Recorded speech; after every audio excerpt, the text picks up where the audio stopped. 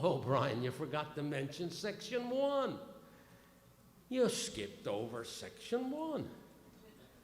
No, I didn't. I was waiting to do it right now. Thank you very much. Section 1 says, these freedoms and rights can be overridden, but under very, very strict conditions. And the first thing I'll say about this, which I said to the lawyers this week, who are contacting me now and saying, will you help us in the legal challenge, and how do you remember Section 1? And I say, I can't wait. They said, well, you might be called to court. One lawyer said to me this week, you might be called and have to get on the stand. I said, I can't wait. I can't wait.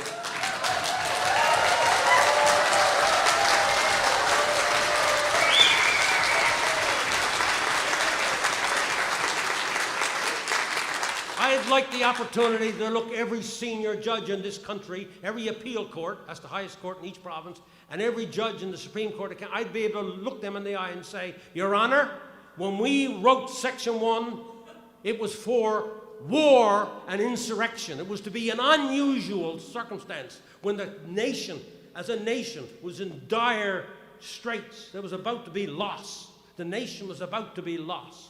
That's what Section 1 was all about. It had to do with a dire... Why go through all the trouble of building a Charter of Rights and Freedoms and just see it collapse based upon some fictitious news about a virus for which 99% of the population get recovered anyway?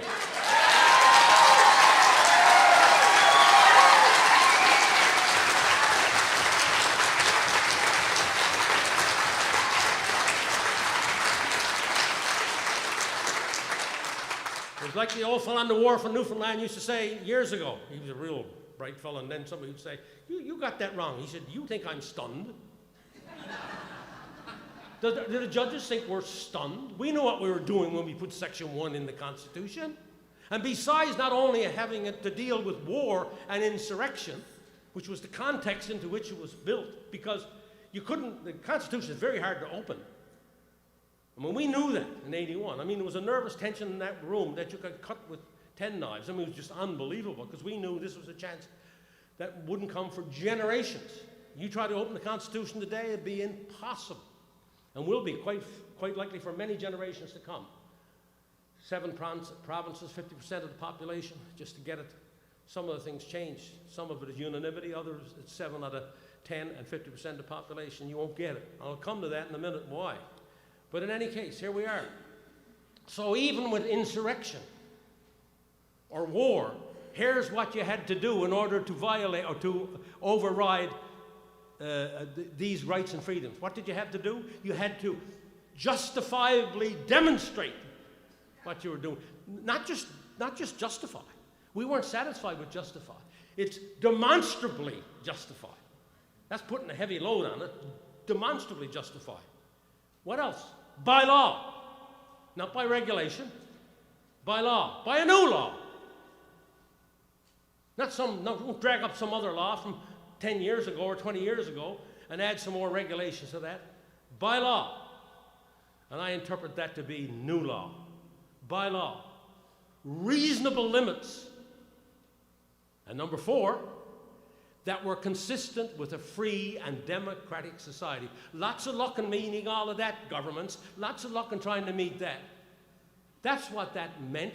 That's what that means. And judges today at the lower courts so far, in the challenges that have come up, have ignored. You'll hear people talk about, even lawyers talk about the reasonable limits clause. No, sir. It's not the reasonable limits clause. It's demonstrably demonstrate with reasonable limits by law in a free and democratic society. Don't pick out one because it was convenient for you. List all 4. Put them together and see how hard it is to override that Constitution and those freedoms. Very, very difficult. So that's what's happening today.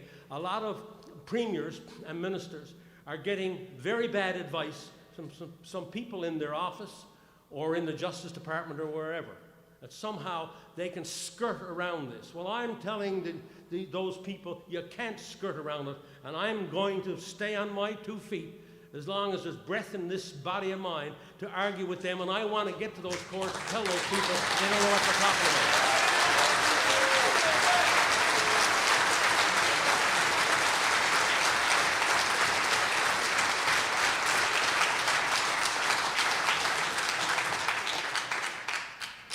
is it easy now for the provinces to go along with the federal government? Why is it easy now for them to go along with it? Because we have 10 provinces, 5 of them are equalization or have not, and so they get special payments, okay, special payments, and the other 5 that are have get Canada health transfers, 40 billion this year, just in health transfers to all the provinces, have or have not, plus a social transfer of almost 20 billion.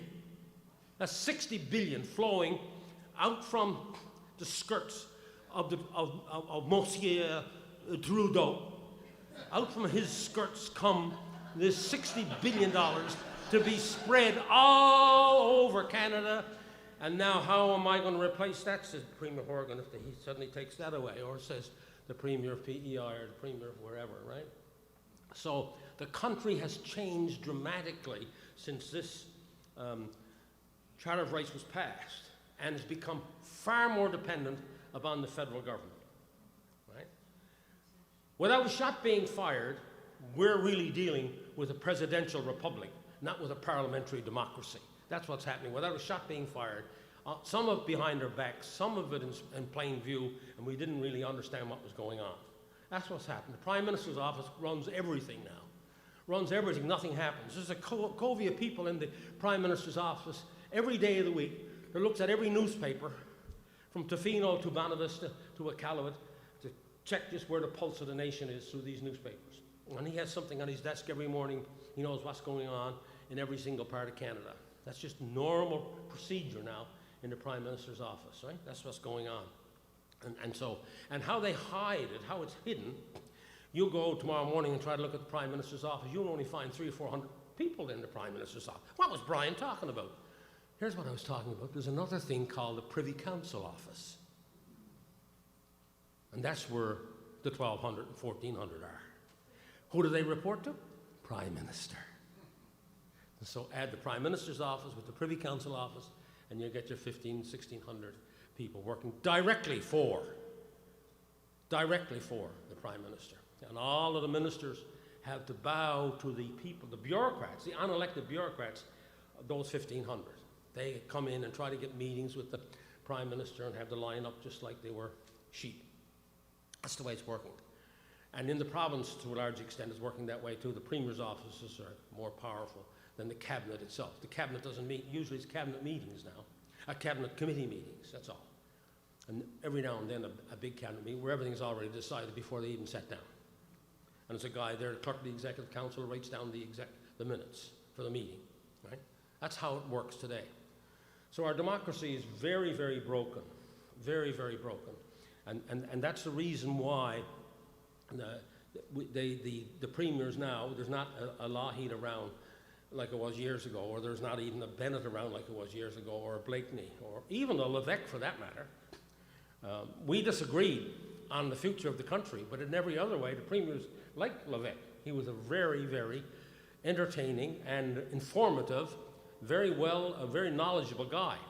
We disliked his view of the country, but otherwise, he was and he was always honest. He was always open. He was always open out front of what he was trying to do. He didn't hide it. It wasn't secret.